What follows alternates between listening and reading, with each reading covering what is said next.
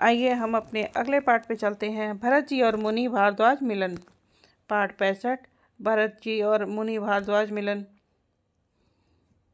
इसके बाद भरत जी ने मुनि श्रेष्ठ भारद्वाज के आश्रम पर आए हैं। भरत जी ने मुनि को दंडवत प्रणाम किया है।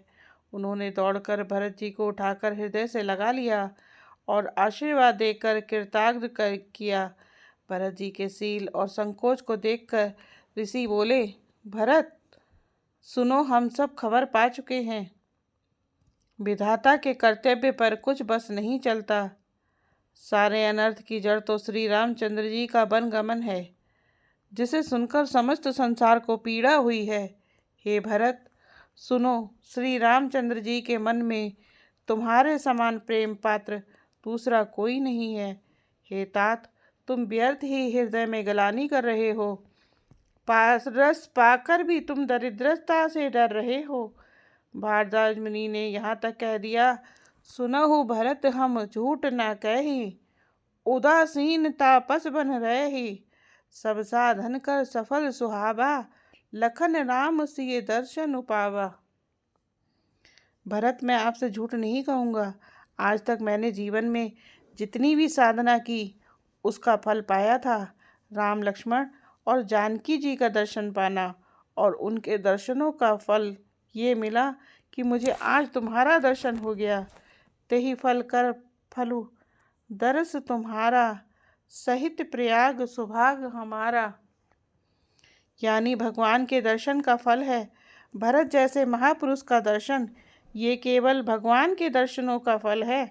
अब भरत जी महाराज बोले कि हे गुरुदेव, यहाँ मुनियों का समाज है और फिर तीर्थराज।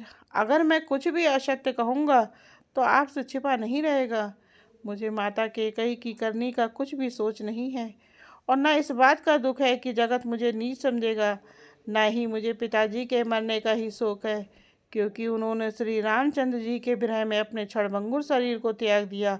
पर जानते हो कि मुझे क्या दुख है? भरत जी कहते हैं कि दुख इस बात का है कि श्री राम जी, लक्ष्मण जी और सीता जी पैरों में बिना जूतियों के मुनियों का वेश बनाए वन वन में घूमते हैं।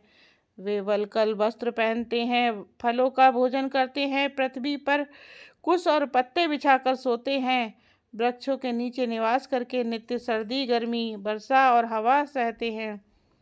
इसी दुख की जलन से मेरी निरंतर छाती जलती रहती है। मुझे न दिन में भूख लगती है, न रात को नींद आती है।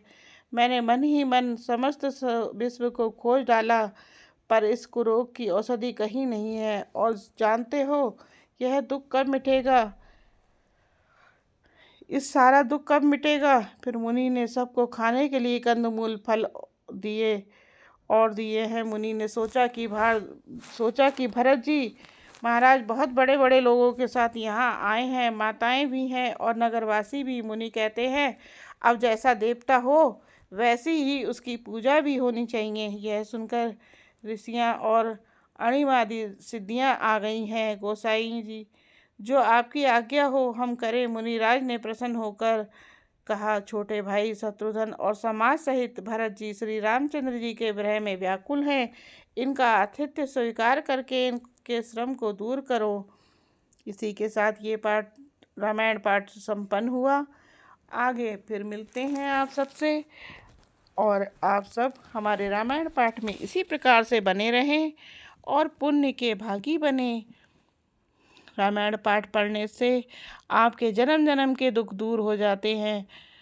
सुनने और पढ़ने मात्र से आपके समस्त विकार, समस्त पाप दूर हो जाते हैं। इसलिए हमारे रामायण पाठ में आप निरंतर बने रहिए और हमारे चैनल को लाइक, शेयर और सब्सक्राइब करके हमारा उत्साहवर्धन कीजिए। जय श्री राम।